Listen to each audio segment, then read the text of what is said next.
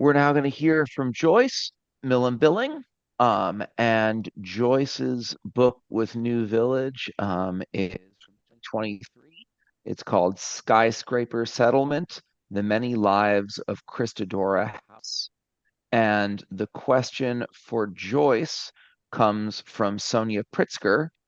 I am intrigued by the link between your work in applied linguistics and your commitment to understanding language learning as a historically situated process. How have you come to think about the ways that, in learning a new language and being in a new environment, immigrants in the past as well as the present contribute to the ways in which we all formulate and experience space and time?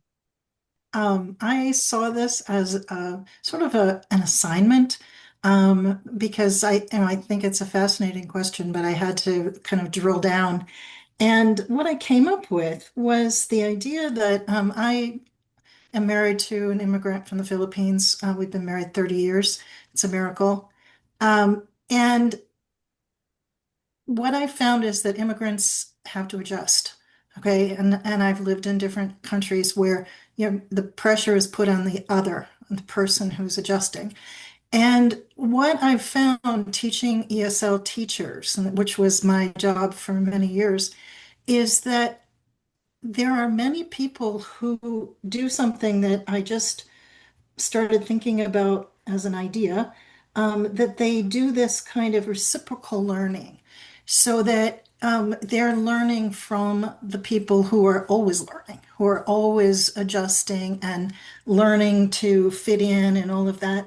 And what's amazing, and I found that being married to someone from another culture for so many years, and this doesn't, you don't have to be married to someone, but you can be close to them, friends with them, whatever, is that you start to absorb some of the things of the culture.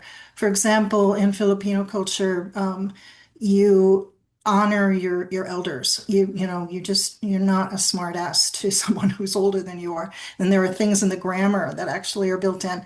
And I find that if someone younger insults or is less than super polite to someone older, I have this visceral reaction to it.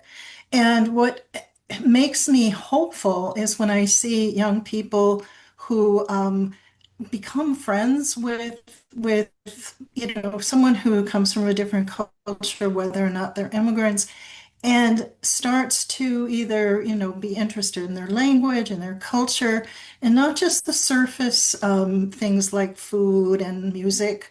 Well, they're not really surface, actually, especially music, but it's like those are the things that you think of. You have the ethnic festivals.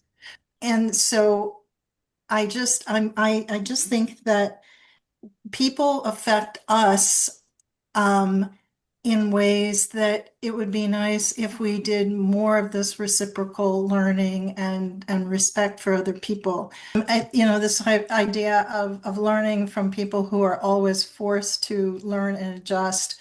I feel, and I don't know if that answers Sonia's question at all, but that to me is something hopeful in a world that's kind of going crazy right now.